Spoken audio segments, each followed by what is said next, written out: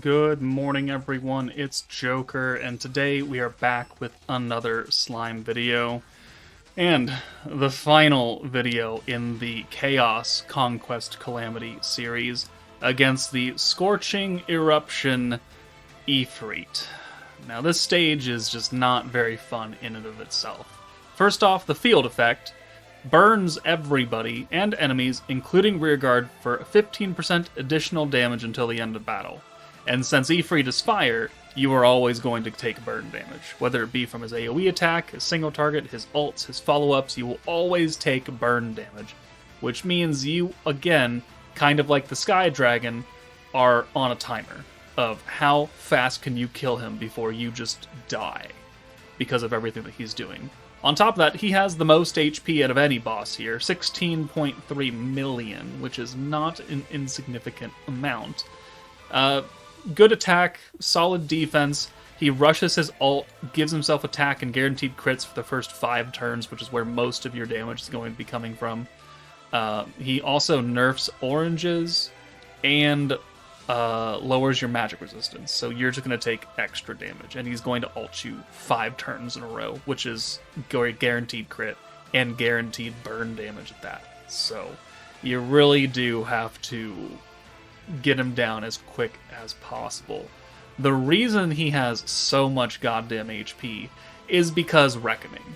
Reckoning does extra damage against fire enemies, so you're meant to use that. And we will use a free-to-play-ish version of Reckoning here as the magic team, but just know that that's probably why. Like the other stages, some of them you can use Reckoning, but it's not the team to use against them, so they didn't jack up their HP that high comparative to Ifrit, but they kind of had to here. Which, if you run the full full power Reckoning team, you can still one-shot him on turn 5.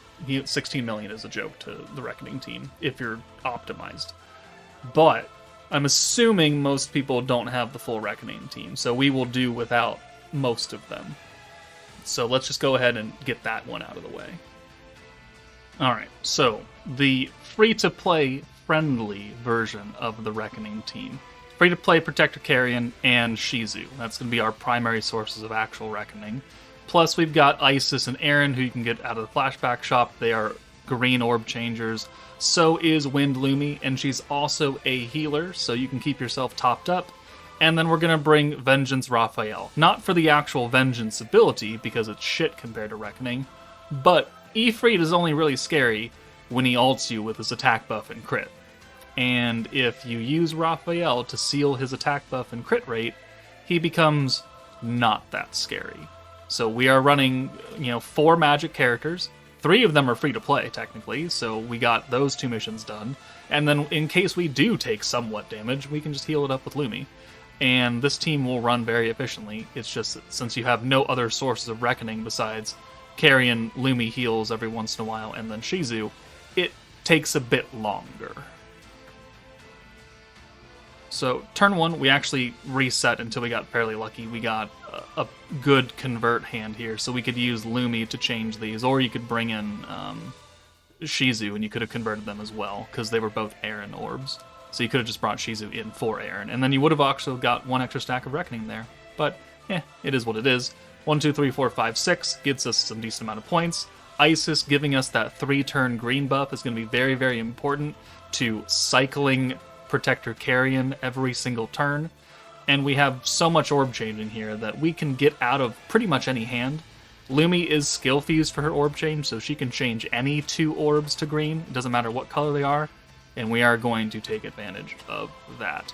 So we do have to seal Ifrit here, because in order for us to take minimal damage, we want to keep him sealed. And then we can bring Aaron in. We'll use her orb change. Boom. And that'll change those.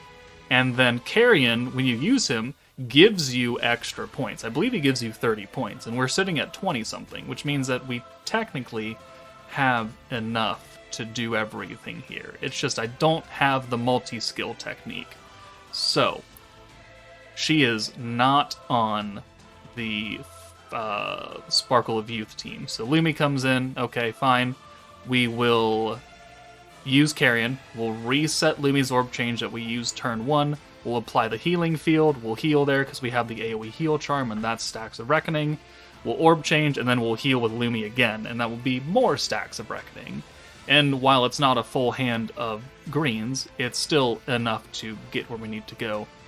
And then now we're pretty much set, because this turn we don't have to seal him, we can just focus on orb changing, and we get a fairly decent hand. We only need to use 2 converts, which means that we have enough points to use the Isis green buff if we didn't already use it last turn. So here, you can see that, without his attack and his crit, he doesn't really do that much damage to you. Not really that much. So it does eliminate a lot of the danger of this stage. It is quite cheesy, but if all you care about is beating it, no one gives a shit what you use. Did you beat it? Yes. Congratulations. I don't care how you did it, because it doesn't impact me. So if you want to cheese every single one of these stages that you can, then be my guest. More power to you. It just shows that Reckoning is good. Just how Vengeance, when it first came out, was very good. So here, we're actually going to use the Vengeance skill to give us Guard. Guard won't protect us against the ult, but it'll protect us even more against any follow-up orbs or potential counter-attacks that he might hit us with. So orb change with Aaron, and we got a full hand of greens now, finally. This gives us a lot of points. Doesn't quite get us carrion, which is kind of unfortunate, but we might get the traits to kick in on turn 4, and that will get us another carrion. That's a good hand right there. Even if we don't have carrion, it's a good hand, because we can just convert anyways. And yeah, we literally don't take any damage, except for when he just naturally crits. But we do have to reseal him, which is kind of important. And now, at this point, you're just attempting to send green orbs and use as many Shizu skills and healing skills as possible. So let's jump ahead to turn 7. And you can see that we've got 3 ults, we've got a decent hand to convert. Okay, we got the spreadsheet out for some reason. Let's skip ahead, away from that. And, God, when do I do something here? Alright, here we go. I don't remember why I brought the spreadsheet out during the stream. But Shizu skills, heal skill. We're up to 24 stacks, 22 stacks, 23 stacks. Turn 7, which means we've already hit him a few times with Reckoning. It just... not a lot of stacks, and we're not really raising our HP cap. Aaron does raise our HP by 15%, and then you can heal with Lumi. That is a viable strategy, and since we're sealing and we've got a lot of defense, Aaron being type disadvantage is not that big of a deal, especially now that he doesn't have his crit or his attack buff because it's past turn 5. He's really not that scary at this point, but you just have to kill him eventually. So we're taking off chunks, and we'll jump ahead even more. And we're on turn 9. And we've got 30 stacks across the board, 28 stacks, 25 stacks. Yeah. We'll do carried again for another heal. This will put more stacks on. Perfect. You can see Shizu, we have to heal back up to get to that max HP cap because we used the extra HP skill from Aaron earlier. And now we'll do a little bit extra Reckoning damage on this turn. So we'll send all 6. 1, 2, 3, 4, 5, 6. And hopefully we kill here. Alright, cheeky counter. Only 500 damage. Not a big deal.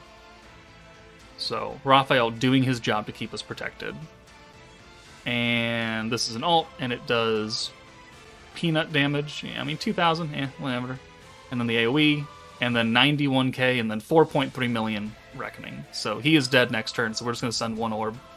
And then he will just die. The Vengeance, again, doing shit, but then 4.1 million damage. So there's the free-to-play version of Reckoning doing it. Your actual, nuking damage means nothing. Just keep yourself defended, keep yourself healed, and you will win this fight. Alright, I really don't wish this on people. I also don't think people have this team to even attempt. It's really not fun. But Protector of Peace technically is a water-focused team that gives extra damage against fire enemies, and is physical, which is what the stage is asking for. And it's just not fun to run. If you thought Divine General was bad, oh man, let me introduce you to Protector of Peace. So Masayuki, with his Inspire mechanic, gives you extra attack per how many hits you can put on the enemy, which with Hinata you get the multi-hit, and Shion you get the follow-up orb, so you can do at maximum 36 hits a turn. which does not actually cap out Masayuki because you need to do 40, and I don't know how you're going to do that unless you counter. But, yeah, Shion's a single target, Rimuru's the AoE, Geld is the support character. We've got 4 physical characters, with Geld being free to play, so it covers the missions. We brought Overlord Shizu, the best option available, essentially, for this team as we're trying to run it. You could also bring Idol Shuna, but she's just not as good.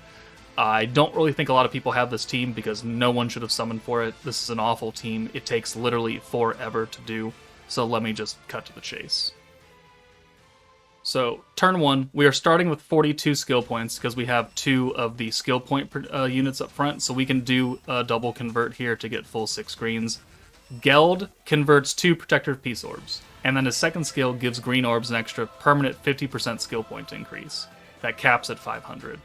You do have to use that skill a lot of times. Masayuki is a skill point resetting protector, but he only resets by 1 level. Not like Elmesia, who resets you back down to your base cost.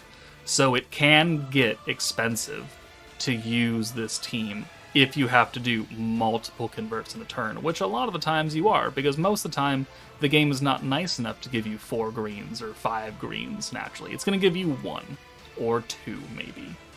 So, this team is all about using a literal fuck ton of skills every single turn, and then nuking on turn 8 with 400 skill points and all of your buffs active. But this team is very wonky in that a lot of the buffs are quite selfish. Rimuru gives everybody crit, but 150% ult damage only to himself. Shion gives, I think, a crit resistance or a physical buff, one of the two, I can't remember what she does, but she only gives herself a water attack buff. And they're the 2 DPS characters, so they are very selfish in that way. But let's go ahead and just send 6 greens, and we, as many times as we can use the Geld green buff, we have to. But now we've got the multi-hit, we've got the follow-up orbs, so now we're going to do the 36 hits a turn. So 3, 6, 9, 12, 15, 18, blah, blah, blah, blah, blah, blah, blah, blah, blah, numbers. And then the follow-ups. And the Inspire mechanic for attack raising only applies to the units in the front, so they have to stay up front, which we don't have any defense against Ifrit. We're not bringing Vengeance Raphael here, so we do have to micromanage our HP levels, which means some characters are just not going to get the attack stacks from Masayuki, because they can't be up front for 8 turns, because they would just die. So let's skip ahead. Now we're on turn 6. We have the 2 EX ults, but we do not have enough points to actually properly nuke here, which we're going to need, because he's got 16 million HP. So, let's go ahead and send this, and we will nuke on turn 7 once we are either capped out or almost capped out. We are capped out. Okay, so we've got 400 skill points, we have 2 EX ults, that should be enough, so now we're ready to go. So let's use the orb change with Geld, because we need to use 300 points in a turn before using Hinata's skill to get her capped. But Shizu's almost dead. Hinata is almost dead. Shion and Rimuru are getting very close. This is not a fun run. It took forever to get, but it can do it if you have all the pieces to the puzzle. And only if you have all of them. So, let's go ahead and single orb change. That's literally every single point we had available. So, 1, 2, 3, 4, 5, 6. Rimuru does 8.7 million damage. Okay, cool. That's about half his HP, if not a little bit more. And then Shion on her ult does 7.7 million. So we definitely needed both of their ults. Even though we were fully buffed up, we needed both of them to actually kill Ifrit, which is just not great.